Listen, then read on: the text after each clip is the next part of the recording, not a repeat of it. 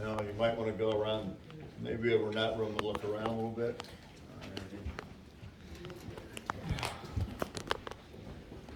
So you're the good citizens of Brookville that wanna find the latest information on Harry Heschel's death.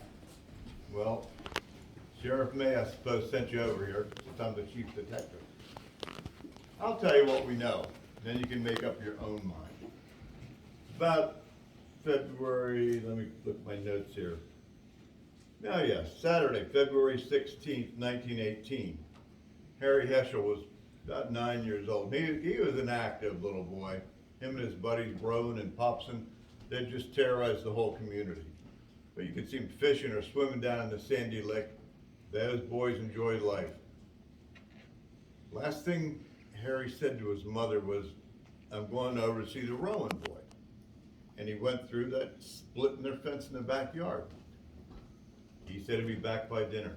Well, he wasn't back by dinner. His mother started to worry. So she went down to the Rowans and checked to see if he might be down there visiting. Finding anything, Ryan? No, not at all. That's what I thought. And his mother went down to Rowans, and Rowans hadn't seen Henry all day. So she was concerned. She went back and got her husband and her husband's brother and the two older children, some lanterns, went out looking for him. Word spread through town that, well, there was a boy missing. More and more people came out to help with the search. Pretty soon, the whole doggone town turned out looking for little Henry.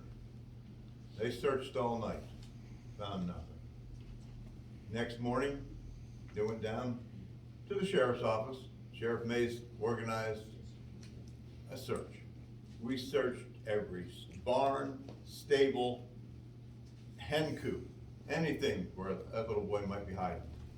We found nothing, nothing at all. Day later, somebody said, well, they thought they saw a boy that looked like Henry down playing along the banks of the Red Bank. Well, the Red Bank was filled with ice at that time of year. The only thing to do is take dynamite down and blow the ice. Some of you may have heard the explosions. Well, went back down, looked both sides of the creek all day long, not a sign of Henry. And about 2 days after that, his father came down and he said they found him. Now, you might know the house that's about halfway up Jenks Street, and it has a half barn behind it. Well, Mr. Heschel and his brother went out and they removed some things in the upstairs, and they found a trunk. They opened the trunk and Henry's body was crammed inside it, crammed inside it. They called the doctors, called the sheriff, and the doctors came out and looked at the body. And that's where the mystery began. Henry's hair was wet, almost like he'd been soused under a pump. The hair was standing straight out from the scalp. And his clothes were wet. His hands were shriveled. And it took 2 doctors to remove his body. He was wedged in that tightly. And yet some people in town thought that he may have locked himself in the wicker trunk, maybe hiding. How in the world could a 9-year-old boy wedge himself in that trunk?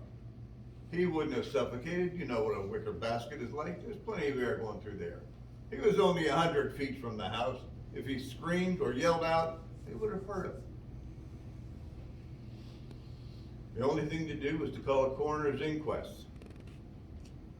And they had, oh, what a panel of doctors they had. I don't think there was a doctor in town that wasn't involved.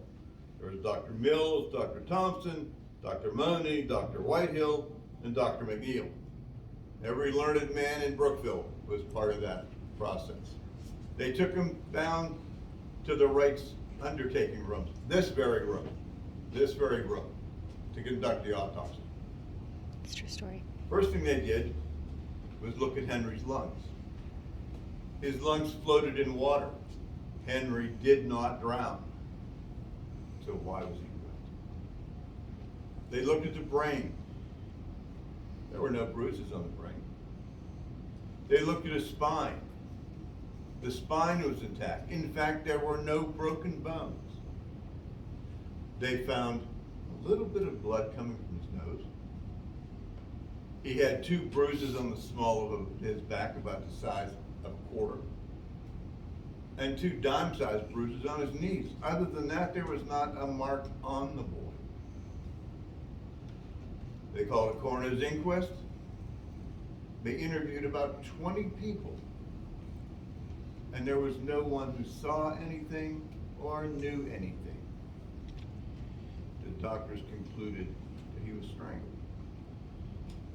There were no real marks on the boy's throat, but that was the only conclusion they could come to. And sadly, that's where we are today. In the 8 months since then, we've interviewed people who thought they saw something, and some people who are probably not telling what they know. But Sheriff Mays has promised he will not rest until the perpetrator of this heinous crime is caught and brought to justice. So I implore you, if you know anything about this mysterious death, please let the sheriff know. Ryan, you find anything? No, I still can't find nothing. I've looked everywhere. I'm afraid that's where we're at. But please, if you hear anything, let us know. Thank you. Well, that's all, folks.